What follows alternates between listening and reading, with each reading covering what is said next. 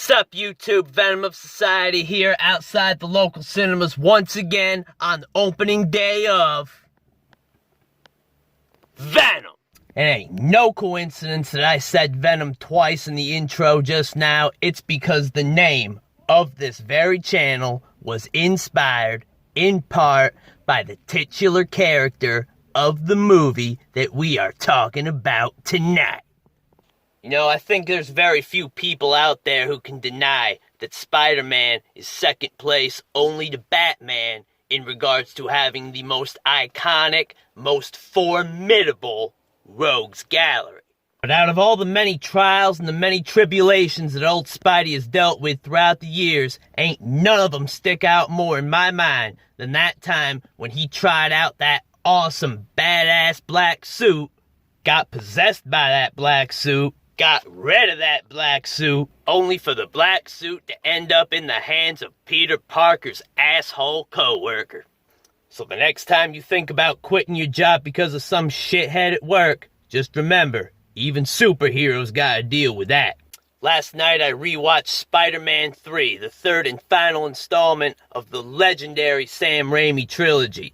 The movie which, as most of you may know, has been Venom's only portrayal on the silver screen.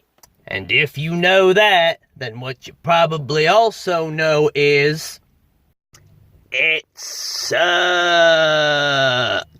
So much so, in fact, that Avi Arad, that movie's producer, recently went public in saying that he takes all of the guilt for forcing Sam Raimi to even include Venom in that film. But on a personal note, I gotta say, I really wish that series would have continued, man. You go from Tobey Maguire to Andrew Garfield to Tom Holland. At this point, they might as well just put any bonehead in a Spider-Man suit.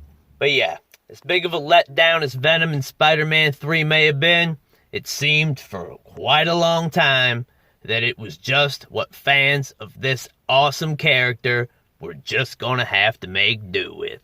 But when all those news stories, posters, and trailers started coming out about a movie not only featuring Venom, but starring in front and center, and no pain in the ass bonehead in a spider suit getting in the way of things.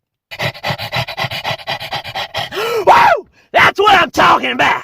My ass is heading inside, and I'll catch all y'all's on the flip side.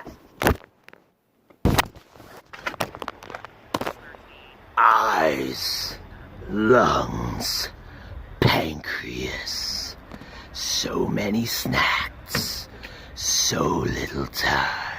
That young couple and their little kid definitely did not see Venom just now. I gave them some really weird vibes. Okay, I've definitely got way more to say for this movie than I did for the last movie I reviewed. And the first thing I'm going to answer is the first question that I had going into this movie, and that is, how do they explain the absence or lack of Spider-Man? But first,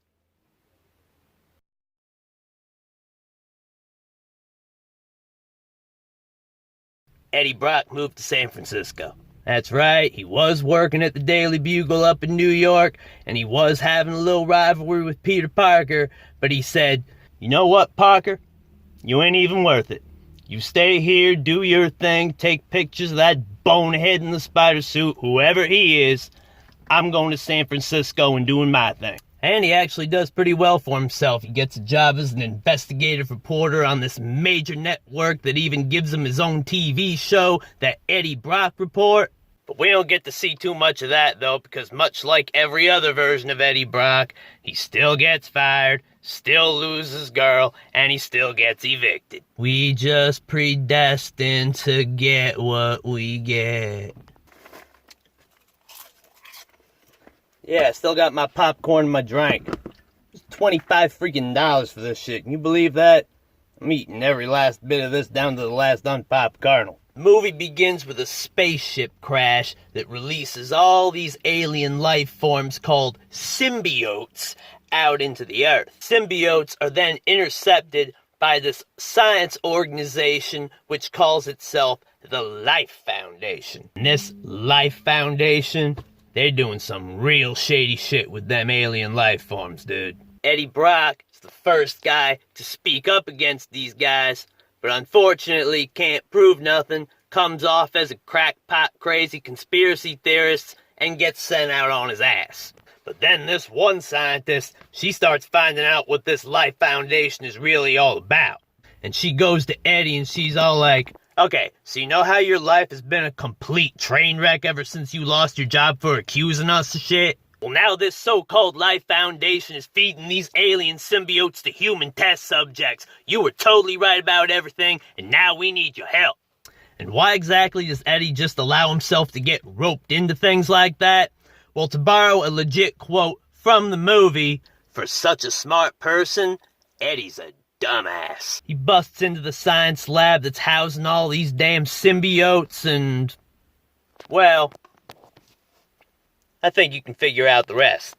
Earlier on in this video, I stated that Spider-Man has got the fiercest group of bad guys next to Batman, which in my opinion makes it all the more appropriate that Venom is played by Tom Hardy, known previously for his work portraying Bane in The Dark Knight Rises. I also stated that Avi Arad, by his very own admission, is at fault for the blunder that was Venom in Spider-Man 3. And in that regard, Avi, you can consider yourself totally vindicated. What really makes the character work this time around is the constant back and forth arguing out loud in front of strangers no less between Eddie Brock and the symbiote Venom.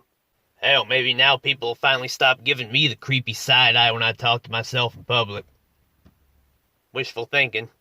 Venom does still have the same weakness to really loud noise that he did in every other comic arc and animated series, although thankfully it's not abused. What I mean by that is that the symbiote is separated from Eddie at just the right amount of times throughout the movie, and it's always returned to him in a interesting way. Most interesting of which is when Eddie Brock's ex-lover comes at him completely enveloped in the symbiote and retransmits it to him via a kiss. Woo! I look forward to seeing what kind of cosplays that scene's gonna inspire. The climax of the movie takes place in the form of another, much more powerful symbiote taking control of this evil scientist in charge of this Life Foundation.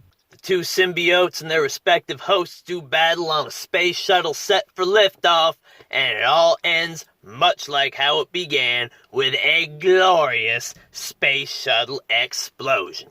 Eddie and the symbiote remain bonded, although some very strict ground rules are put in place. Yo, from now on, we are on an only bad people diet, understand? We don't go eating nobody unless they being a real asshole. But how do we know who's an asshole and who isn't? You just do. Now some of you slightly more diehard fans may be wondering something in the back of your mind like, yeah, you know, Venom's awesome and all, but isn't there another Spider-Man villain? Somebody else who's got that whole symbiote thing going on? Somebody who's like a lunatic, all red? Someone, who is that?